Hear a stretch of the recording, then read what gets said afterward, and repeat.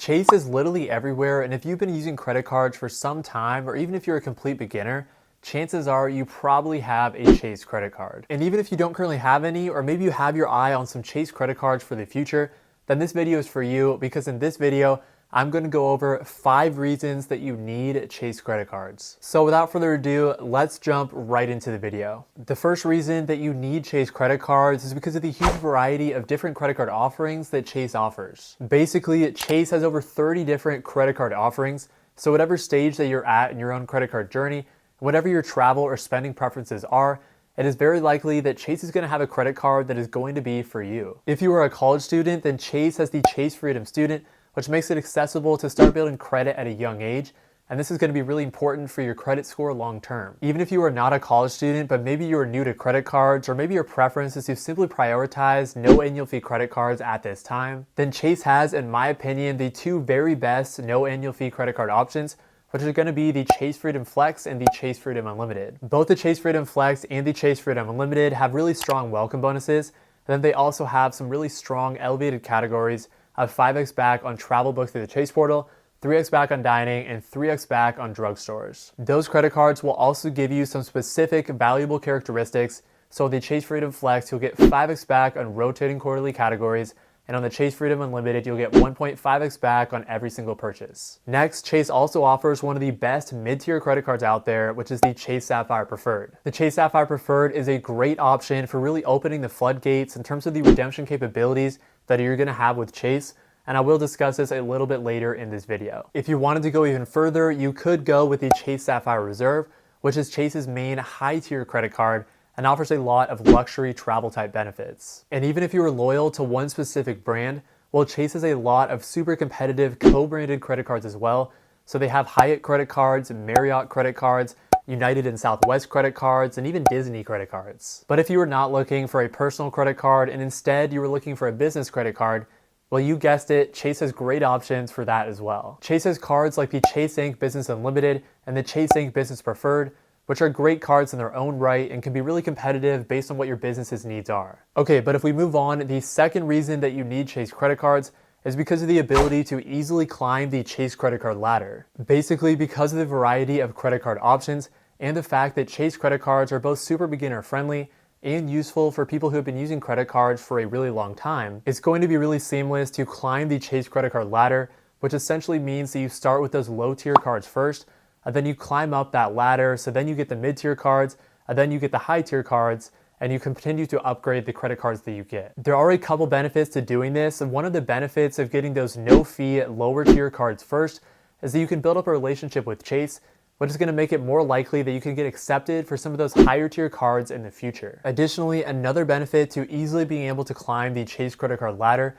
is that you'll have a bunch of opportunities for product changes. At any point, you can easily upgrade one of your no annual fee Chase Freedom cards to the $95 Chase Sapphire Preferred or the $550 Chase Sapphire Reserve. And at any point, if the annual fee became too much, well, then you can easily downgrade that Chase Sapphire Reserve or the Chase Sapphire Preferred down to one of the no annual fee Chase Freedom cards, which is really nice because it provides a sense of safety on not ever really needing to cancel any of those credit cards, because you can simply downgrade them. In fact, one strategy that I plan to take advantage of is when I am next eligible to receive another bonus on a Chase Sapphire card, which happens every 4 years, I'll simply downgrade my Chase Sapphire Preferred to one of the no annual fee Chase Freedom cards and apply for a new Chase Sapphire card, and then just repeat this process every 4 years that I am eligible for a new bonus, which is basically going to allow me to accumulate a chunk of points every 4 years. I'm actually in the process of climbing the Chase credit card ladder, as I started out with getting both no-fee, low-tier Chase credit cards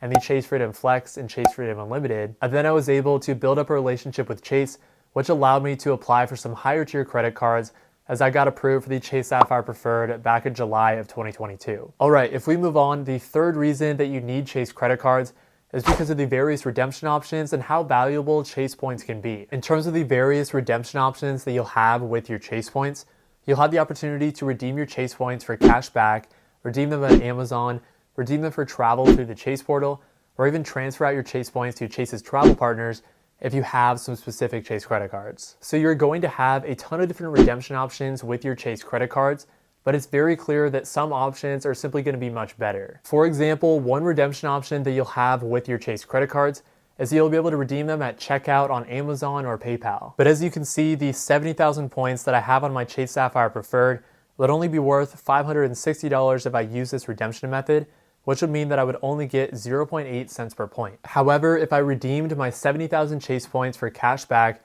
then I would get $700 in value, which would mean that my points would be worth 1 cent per point. So because of the fact that you can get 1 cent per point in straight cash back, there's really no reason that you should ever use your Chase points for checkout at Amazon because you'll get less than 1 cent per point. Next, there are gonna be some redemption options that are available to you that can get you more than 1 cent per point if you have an annual fee Chase credit card like the Chase Sapphire Preferred. So the first redemption option that you'll have that can get you more than 1 cent per point in redemption value, again, if you have an annual fee Chase credit card like the Chase Sapphire Preferred, is going to be to redeem your points for travel through the Chase portal. With the Chase Sapphire Preferred, your points are going to be worth 25% more when you book travel through the Chase portal. So my 70,000 Chase points would be worth $875, which would mean that I would get a redemption value of 1.25 cents per point. But then the best redemption option that is going to be available to you if you have an annual fee Chase credit card like the Chase Sapphire Preferred is going to be to transfer out your points to Chase's travel partners,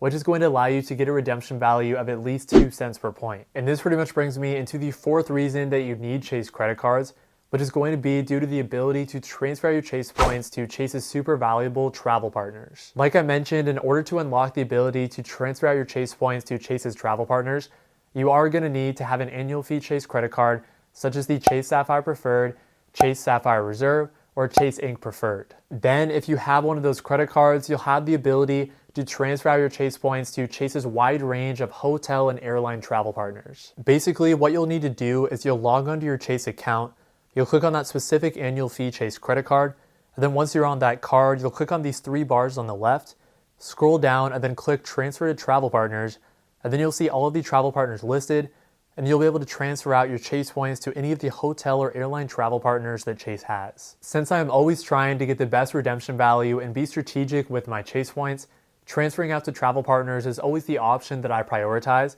because you can reasonably expect to get at least 2 cents per point in redemption value with this option. The reason that you can get such a high redemption value is because of number one, the flexibility. So you can choose whatever hotel or airline travel partner is going to best fit with your travel needs and that you know you're going to be able to get a high redemption value for. And then a lot of times for a first or business class flight or for a luxury stay at a luxury hotel, you're going to be able to get a really high redemption value, a lot of times even more than 2 cents per point. I do want to make a video in the future in which I go through some specific examples of booking high value travel with Chase, so make sure to subscribe down below and let me know down in the comments if you want to see that video. So the reason that utilizing Chase's travel partners is going to be so valuable is because, like I mentioned earlier, those 70,000 points that I have on my Chase Sapphire Preferred would be worth $700 for cash back, or even $875 in value if you book travel through the Chase portal. But if you took advantage of utilizing those travel partners, then like I said, you could get a redemption value of at least 2 cents per point, which would mean that you'd get significantly more value of $1,400 in value by utilizing travel partners. Okay, the fifth and final reason that you need Chase credit cards is due to the different setups and pairings that you can have among different Chase credit cards. Now, the most popular Chase credit card setup that a lot of you have probably heard of is going to be the Chase Trifecta, and the most common version of the Chase Trifecta is what I personally have, and that's the combination of the Chase Freedom Flex, the Chase Freedom Unlimited, and the Chase Sapphire Preferred, and there is a reason that this is so powerful. First of all, the Chase Freedom Flex and Chase Freedom Unlimited do not have annual fees, and then the Chase Sapphire Preferred has an annual fee of $95. But the Chase Sapphire Preferred has a really easy way to lower its effective fee because you'll get a $50 hotel credit on that card every single year, which means that if you can use that credit, you can lower your effective fee on the Sapphire Preferred down to just $45, which effectively means that this 3-card setup would only have an effective fee of $45. And then if we take a look at the point multipliers for this setup, you'll get a bunch of different elevated multipliers like 5x back on travel booked through the Chase portal, 3x back on dining, and 3x back on online grocery store purchases. Plus, both the Freedom Flex and the Freedom Unlimited are going to have unique characteristics that are going to give them higher multipliers. So on the Chase Freedom Flex, you'll get 5x back on rotating quarterly categories, which includes popular spending categories like grocery stores and gas stations. And then on the Chase Freedom Unlimited, you'll get 1.5x back on everything, which basically means that every purchase on this 3-card setup will get you 50% more value. Beyond the Chase Trifecta, there are some other Chase setups that pair really well together. So if you're into business credit cards, then you can utilize some of the different Chase Ink cards. And then Chase has a bunch of other really solid co-branded credit cards as well that you can utilize and integrate into your setup based on what your travel and spending needs are. But in conclusion, there are a ton of reasons to love Chase credit cards, and the 5 reasons that I listed in this video are just some ones that I picked. But let me know down in the comments some reasons that you love Chase credit cards. And if you want to apply for a Chase credit card in the future, then you want to make sure that you're avoiding some common mistakes that people typically make on credit card applications. So to make sure that you avoid those mistakes, then go watch this video next. Thank you all so much for watching this video, and I hope you all have a great rest of your day. Peace.